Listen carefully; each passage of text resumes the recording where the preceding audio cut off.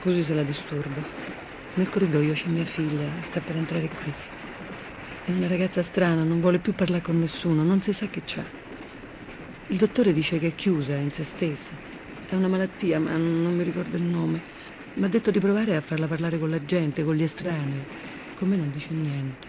Mi fa un favore, le parli lei, le dica qualche cosa. Non so, magari gli racconti i suoi guai. Provi a... Ah, eccola, eccola. Mi raccomando, io esco, eh.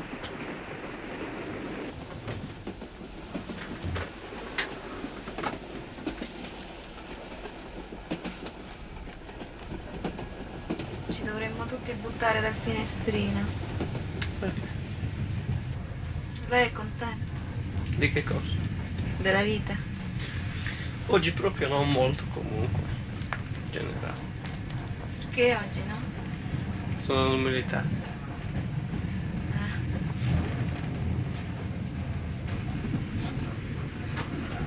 Te non tanto, eh?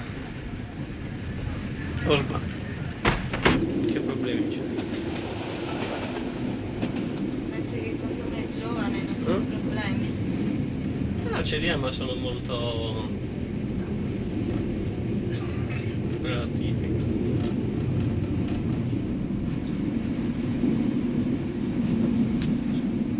Sono problemi che dopo un anno uno ci ripensa e non ne valeva la pena preoccuparsi. Se uno dopo un anno li ha risolti. No, non è che i problemi non si risolvono, si superano. Se c'è un ostacolo davanti, al posto di cercare di saltarlo, si gira. Oltretutto col passare degli anni poi ti accorgi che anche quelle strade difficili sono difficili per diversi aspetti, no? Cioè i problemi sono molto semplici, lineari, solo che esistono delle condizioni, delle cose che li portano a renderli incomprensibili e ti senti impotente, no? E allora, ma sopravvivere si fa in fretta, vivere è difficile, sopravvivere no.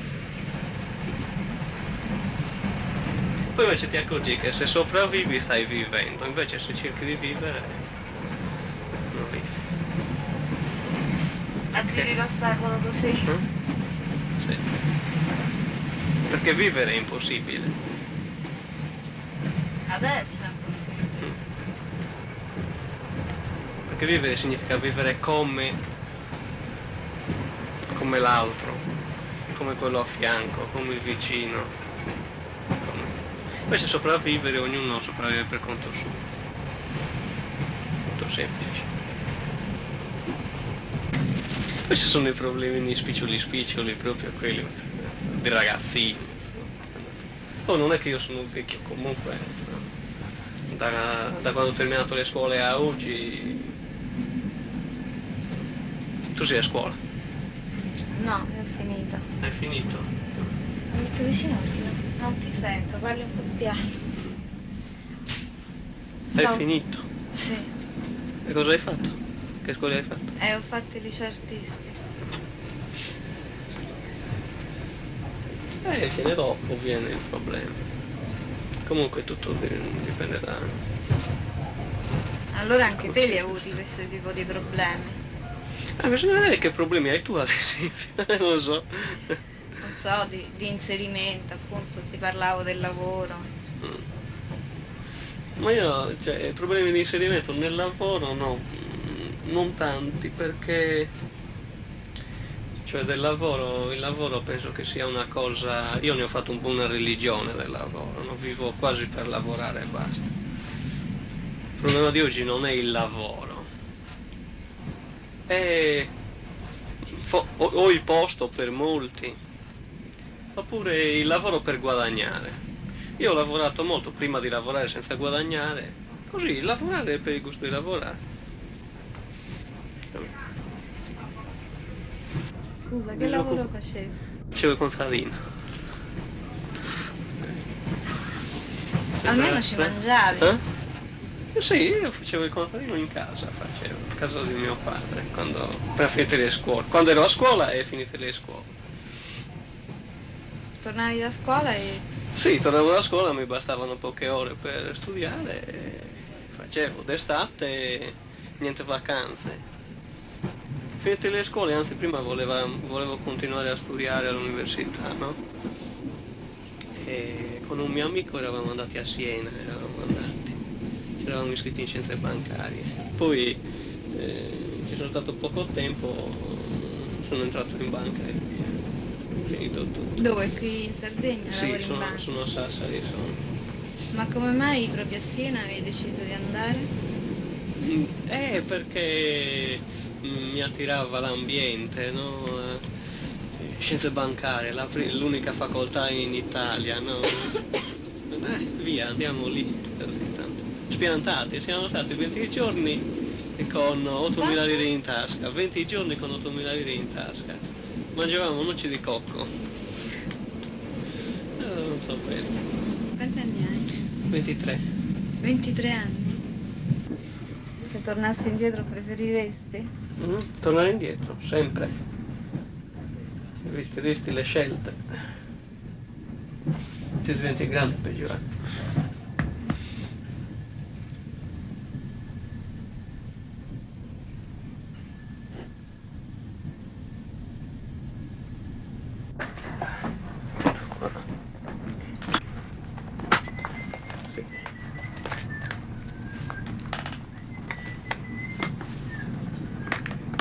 Non mi ho portato niente, mi ho portato solo carta per scrivere. Se mi lascia. Penso ti stai rompendo la valigetta però. Sono affezionata a questa valigia. La valigia. Farmi pendolare con il treno delle 5 del mattino. Prova così. Da qualche paesino verso la città o... a farlo per un mesetto, no? E stai zitta e ti guardi attorno e senti e vedi, osservi le persone che ci stanno. Ascolti e poi ne tiri fuori una conclusione, tanto per dire. Tu l'hai fatta? L'ho fatto per un anno e più.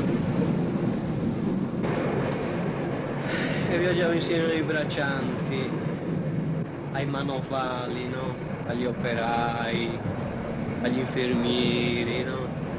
La gente che mio padre ad esempio, no? che sta andando per i 60 anni, tuttora ancora oggi, ogni giorno, si sveglia la mattina alle 4. Tutte le mattine alle 4? Tutte le mattine alle 4 per andare a mungere il bar. E quando avevo 11, 12, 13 anni, l'ho fatto anch'io quell'affare lì. Tu a 11 anni ti alzavi alle 4? Anche prima. Bisogna vivere un certo tipo di vita, solo che non si può chiedere a tutti di farlo anche. Cioè tu non hai potuto vivere la mia vita perché non eri nelle condizioni di farlo, perché magari tuo padre non faceva il mestiere di mio padre, o eri in città, non eri in campagna, insomma.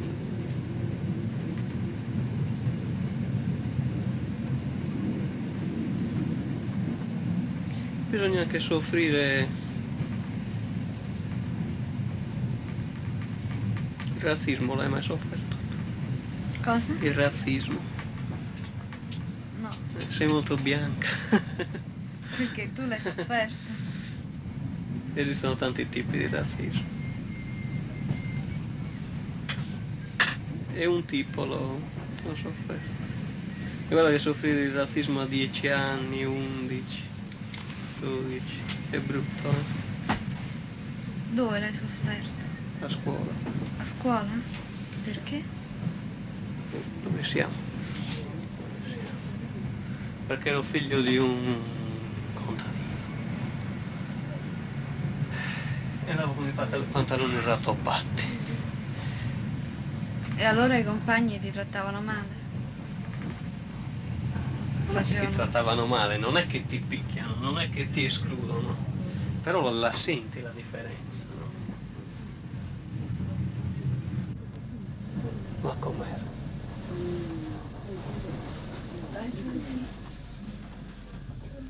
Non lo so perché io sono discordato, sono viaggiante. Com'è andata? Perché ride? Non trovo che lei ride difficile. È chiaro che è difficile la vita, per tutti. Uno deve diventare forte dentro e poi affrontarla. Se non la affronta così, buonanotte. Ma Anche io andare in militare mica mi piace. non credo. Anzi, sono molto contrariato di andarci. Però Come si diventa forti dentro? è molto bella questa scena, Quale? tutta Quale scena? è teatrale. Quale scena? Questa che mi è capitata oggi. Teatrale. Molto bella, Tutta- è pirandigliana.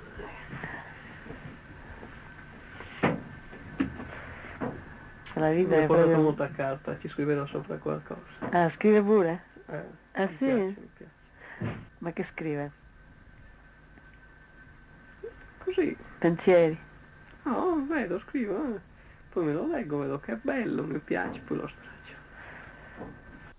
Vengo dal mondo contadino, che è tutto di ferro. Ah, Cioè sono venuto in quello degli altri, nel mondo cosiddetto borghese, di città, per sfruttarlo, anche per sfruttarlo, non mi vergogno a dirlo, per una sorta di rabbia che viene dentro per un sacco di motivi. Per il razzismo che c'è in giro, così. perché? Perché l'ho vissuto un po'. Lo stavo raccontando alla ragazza. Ah, sì? Forse perché è figlio di contadini? Ma non mi pare che oggi ci siano ancora queste forme. Ma non è un razzismo, è un razzismo molto sottile, non è evidente una cosa. Però si vive. Sì? Si vive, dico. Ora no. Non è che lo vivo. Comunque. Ma non sarebbe... Quando ero a scuola, alle scuole medie, che l'ho vissuto. Cioè il razzismo, la differenza tra chi può e chi non può certe cose. Beh, questo lo viviamo tutti però. Il fatto che i figli dei marescialli dell'aeronautica, perché eravamo in una scuola così, no? Se uno andava bene di loro, e io andavo bene ugualmente a scuola, il più bravo era uno di loro. Perché era il figlio del maresciallo. Non sto scherzando. E cioè che facevano? Non... Già dai professori erano considerati più bravi. Cioè consideravano bravo anche me. Però l'altro era un po' più bravo. Se eravamo bravi uguali. E lui? Allora bisognava diventare molto più bravo di loro. Ci sei riuscito? Mi è andata bene. Devi avere una grande volontà. Quando voglio sì. Sono belle esperienze Vabbè, ma che si sono... raccontano dopo, ma quando si vivono. Ma sono cose però che formano, no? Sì. Lasciano una rabbia dentro.